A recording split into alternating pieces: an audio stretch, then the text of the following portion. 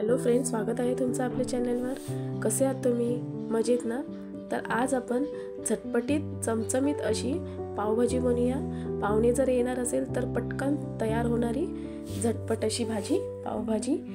तर चला आपण स्टार्ट करूया आजची रेसिपी। तर आपण इथे बारीक भाज्या चिरून घेतल्या आहेत। तर त्या भाज्यांमध्ये मटार, गाजर, भोपळी मिरची, फ्लावर आणि बटाटा आहे, 2 बारीक सोलून चिरून घेतलेले, 1 वाटी स्वीट कॉर्न आहे आणि अर्धा बारीक बीट चिरून घेतला आहे, ऑप्शनल आहे। आणि त्याचबरोबर थोडा कांदा, त्यामध्ये थोडे कांद्याची पात आहे आणि 2 कप पाणी घालून आपण संपूर्ण मिक्स करून हे आपण 4 शिट्यामध्ये शिजवून घेऊया। तर कुकर इथे आपला रेडी आहे। आपण शिटी लावून याला 4 शिट्या देऊया।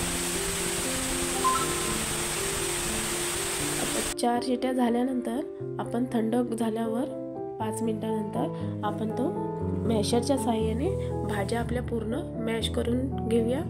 इथे बघा आपल्या सर्व भाज्या व्यवस्थित शिजून आपण मॅश करून घेतले आहे। तर आता आपण फोडणीसाठी 2 कांदे, 2 टोमॅटो बारीक चिरून घेतले आहे आणि थोडी कोथिंबीर देखील बारीक चिरून घेतली आहे। आणि एका पॅन मध्ये आपण 1 मोठा चमचा तेल, 1 छोटा चमचा बटर, 1 चमचा जिरे आणि 1 तेजपत्ता आणि आपला बारीक चिरलेला कांदा हा संपूर्ण आपण परतून घेऊया। त्याचप्रमाणे आपण त्यामध्ये 1 चमचा आलं लसूण पेस्ट हे संपूर्ण आपण तांबूस रंगाचा होईपर्यंत कांदा आपला परतून घेऊया। आणि त्यानंतर आपण बारीक चिरलेला टोमॅटो तो देखील त्यामध्ये मिक्स करून आपण तो देखील परतून घेऊया आणि थोडी कोथिंबीर आणि हे संपूर्ण आपण एकत्रित मिक्स करून संपूर्ण परतून घेऊया।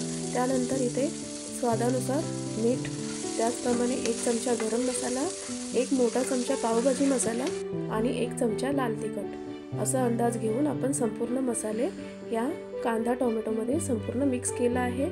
आणि त्यानंतर अर्धा कप पाणी घालून आपण मॅशरच्या साहाय्याने ते संपूर्ण मॅश करून घेऊया।